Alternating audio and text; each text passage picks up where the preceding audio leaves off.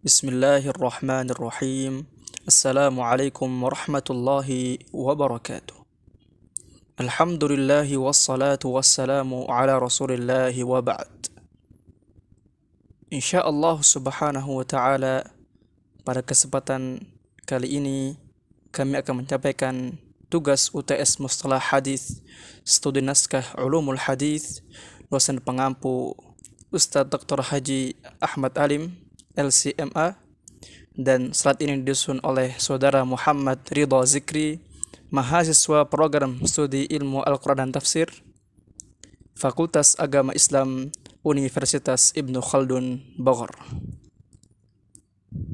Yang akan kita bahas dalam materi Mustalah Hadis ini telah kita ambil 6 pembahasan. Yang pertama, pengantar ilmu Mustalah Hadis. Yang kedua, hadis mutawatir dan ahad. Yang ketiga, validasi hadis sahih. Yang keempat, validasi hadis hasan. Yang kelima, hadis dhaif dan klasifikasinya. Yang keenam, hadis dhaif ditinjau dari gugurnya sanad. Bab pertama, pengantar ilmu mustalah hadis. Ilmu mustalah hadis adalah ilmu tentang kaidah-kaidah dan aturan-aturan untuk mengetahui keadaan sanad dan matan dari sisi penerimaan dan penolakannya. Sanad adalah silsilah atau rantai rijal yang disebut sebagai rawi-rawi yang bersambung sampai ke matan. Adapun matan adalah perkataan yang datang setelah akhir sanad. Urgensi ilmu mustalah hadis. Yang pertama, dapat membedakan antara hadis sahih dan hadis dhaif. Yang kedua, ilmu ini termasuk kunci untuk masuk dalam ilmu-ilmu syar'i yang lainnya seperti ilmu akidah, tafsir, fiqih, dan lain-lain. Buku-buku referensi atau rujukan dari ilmu tersebut diriwayatkan dengan sanad. Yang ketiga, menghindari kedustaan yang mengatasnamakan Rasulullah sallallahu alaihi wasallam. Yang keempat, menciptakan perasaan tenang dalam hati akan janji Allah Subhanahu wa taala untuk menjaga syariat ini. Bab kedua, hadis mutawatir dan ahad. Hadis mutawatir adalah hadis yang diriwayatkan oleh banyak rawi yang menurut kebiasaan mustahil mereka sepakat untuk berdusta. Adapun hadis ahad menurut istilah adalah hadis yang tidak terkumpul syarat-syarat mutawatir. Pembagian hadis mutawatir. Hadis mutawatir ada 2, mutawatir lafzi dan mutawatir maknawi.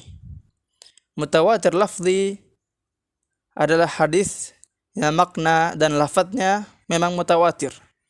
Contohnya pada hadis yang terkenal dan mutawatir yaitu sabda Nabi sallallahu alaihi wasallam, barang siapa berdusta atas namaku secara sengaja, maka hendaknya ia bersiap-siap menempati tempatnya di neraka. Adapun mutawatir maknawi adalah hadis yang maknanya mutawatir bukan lafadznya. Contohnya hadis-hadis tentang mengangkat kedua tangan ketika berdoa, dan ini disebutkan ada sekitar 100 hadis yang menggambarkan keadaan Rasulullah SAW dalam hal ini. Pembagian hadis ahad. Hadis ahad dibagi menjadi 3. Pertama, hadis masyhur. Yang kedua, hadis aziz. Yang ketiga, gharib. Hadis masyhur adalah hadis yang diriwayatkan oleh 3 orang rawi atau lebih di setiap tingkatannya, asalkan tidak mencapai derajat mutawatir. Contoh hadisnya, Rasulullah SAW bersabda, sesungguhnya Allah tidak akan mencabut ilmu begitu saja, melainkan Dia akan mencabut ilmu itu dengan diwafatkannya para ulama, dan seterusnya hingga akhir hadis. Yang kedua, hadis aziz adalah hadis yang perawinya berjumlah tidak kurang dari 2 orang di seluruh tingkatan sanadnya. Contoh hadisnya, Rasulullah SAW bersabda, tidak beriman salah seorang kalian hingga aku lebih dicintai dari bapaknya, anaknya, dan manusia seluruhnya. Al-hadis. Yang ketiga, gharib. Gharib adalah hadis yang diriwayatkan oleh seorang rawi sendirian. Contoh hadisnya, Rasulullah SAW bersabda, sesungguhnya amal perbuatan itu tergantung pada niatnya. Al-hadis. Bab ketiga, validasi hadis sahih. Hadis sahih adalah hadis yang sanadnya bersambung melalui riwayat rawi yang adil, yaitu muslim, baligh, berakal, tidak fasik, dan mempunyai sifat muru'ah, lagi dhabit, yang sempurna dari ingatannya, dari rawi yang semisal hingga akhir sanad tanpa ada syudzud, yaitu menyelisihi rawi yang lebih thiqah darinya, maupun ilat, yaitu kecacatan. Contoh hadis sahih. Haddatsana Abdullah ibn Yusuf qala akhbarana Malik an ibn Shihab an Muhammad ibn Jubair ibn Mut'im an abihi qala sami'tu Rasulullah sallallahu alaihi wasallam qara'a fil maghribi bit-tur. Telah bercerita kepada kami Abdullah bin Yusuf yang berkata, telah mengkabarkan kepada kami Malik dari Ibnu Shihab, dari Muhammad bin Jubair bin Mut'im, dari bapaknya yang berkata, aku mendengar Rasulullah sallallahu alaihi wasallam membaca surat Tur di waktu salat maghrib. Hadis ini sahih karena beberapa sebab. Yang pertama, karena salatnya bersambung. Yang kedua, para perawinya tergolong adlan dhabit. Yang ketiga, tidak ada syudzud karena tidak bertentangan dengan perawi yang lebih kuat. Yang keempat, tidak ada cacat atau ilat di dalamnya. Bab keempat, validasi hadis hasan. Hadis hasan adalah hadis yang sanadnya bersambung, yang diriwayatkan oleh rawi yang adil, yang derajat dhabitnya lebih ringan dari orang yang serupa hingga puncak akhir sanad, tidak ada syudzud maupun ilat. Contoh hadis hasan. Hadis yang dikeluarkan oleh Tirmidzi yang berkata, haddatsana Qutaibah haddatsana Ja'far bin Sulaiman ad-Dubai an Abi Imran al-Jawni an Abi Bakr ibn Abi Musa al-Ash'ari qala sami'tu Abi بحضرة العدو يقول قال رسول الله صلى الله عليه وسلم أن أبواب الجنة تحت ظلال السيوف. Telah bercerita kepada kami Qutaibah, telah bercerita kepada kami Ja'far bin Sulaiman ad-Dubai dari Abi Imran al-Jawni, dari Abu Bakar bin Abi Musa al-Ash'ari yang berkata, aku mendengar bapakku berkata di hadapan musuh, Rasulullah sallallahu alaihi wasallam bersabda, sesungguhnya pintu-pintu surga itu berada di bawah kilatan pedang, hingga akhir hadis. Hadis ini hasan karena 4 orang perawi sanadnya tergolong thiqah, kecuali Ja'far bin Sulaiman ad-Dubai. Jadilah hadisnya hadis hasan karena hal itu pula hadis yang martabatnya sahih turun menjadi hasan. Bab kelima, hadis dhaif dan klasifikasinya. Hadis dhaif adalah hadis yang tidak terkumpul sifat-sifat hadis hasan disebabkan hilangnya satu syarat atau lebih. Pembagian hadis dhaif. Dhaif dibagi menjadi 2 pembagiannya, yaitu dhaif yang disebabkan oleh gugurnya sanad, yang kedua dhaif yang disebabkan oleh cacatnya perawi.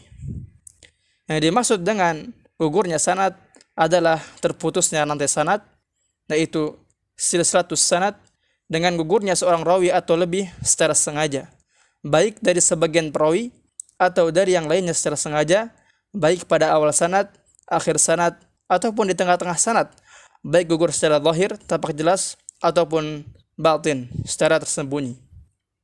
Adapun yang dimaksud dengan cacat rawi adalah cembarnya perkataan dan aspek keadilan dan agamanya menjadi pembicaraan. Begitu pula aspek kedhabitannya, hafalan, dan kecerdasannya. Hadis dhaif yang disebabkan cacat perawi. Ada 2 sebab. Cacat dalam hal kedhabitan, dan juga cacat dalam hal keadilannya. Cacat dalam hal kedhabitan dijelaskan pada 5 poin. Yang pertama, kekeliruannya amat parah. Yang kedua, hafalannya buruk. Yang ketiga, suka lupa. Yang keempat, banyak prasangka. Yang kelima, bertentangan dengan rawi yang thiqah. Adapun cacat dalam hal keadilan yaitu yang pertama, dusta. Yang kedua, dituduh berdusta. Ketiga, fasik. Keempat, pembuat bid'ah. Yang kelima, bodoh atau jahil. Bab ke-6. Hadis dhaif ditinjau dari gugurnya sanad. Di antara hadis-hadis dhaif yang disebabkan gugurnya sanad, di antaranya pertama ada mu'allaq, yaitu hadis yang pada bagian awal sanadnya dibuang, baik seorang rawi ataupun lebih secara berturut-turut. Yang kedua, hadis mu'dhal, yaitu hadis yang sanadnya gugur 2 orang rawi atau lebih secara berturut-turut. Yang ketiga, hadis munqati', yaitu hadis yang sanadnya tidak bersambung dari sisi manapun terputusnya. Yang keempat, hadis mudallas, yaitu hadis di dalamnya menyembunyikan cacat yang ada pada sanad, lalu menampakkannya bagus, terbagi menjadi 2, yaitu tadlis isnad dan tadlis syuyukh. Yang kelima, hadis mursal khafi, hadis yang diriwayatkan dari orang yang pernah bertemu atau semasa dengannya, akan tetapi tidak pernah mendengarnya dengan bentuk lafaz yang mengandung as-sima' atau mendengar secara langsung. Yang keenam, hadis mursal jali, hadis yang diriwayatkan dari seorang rawi dari rawi lainnya, namun dia tidak semasa dengan rawi tersebut. Yang ketujuh, hadis mu'an'an, yaitu perkataan si rawi diungkapkan dalam kalimat an fulan, dan seterusnya, dari fulan, dan seterusnya. Yang kedelapan, hadis mu'an'an, merupakan pernyataan si rawi telah menceritakan kepadaku si fulan, sesungguhnya fulan telah berkata, dan seterusnya.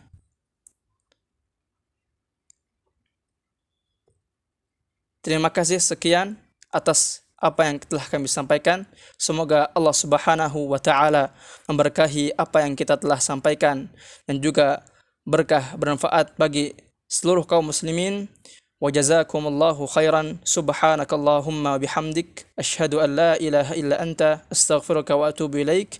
A'udzu billahi minasyaitonir rajim. Bismillahirrahmanirrahim. Wal 'asri innal insana lafi khusr illa alladhina amanu wa 'amilus salihati wa tawassaw bil haqqi wa tawassaw bis sabr. Wassalamu alaikum warahmatullahi wabarakatuh.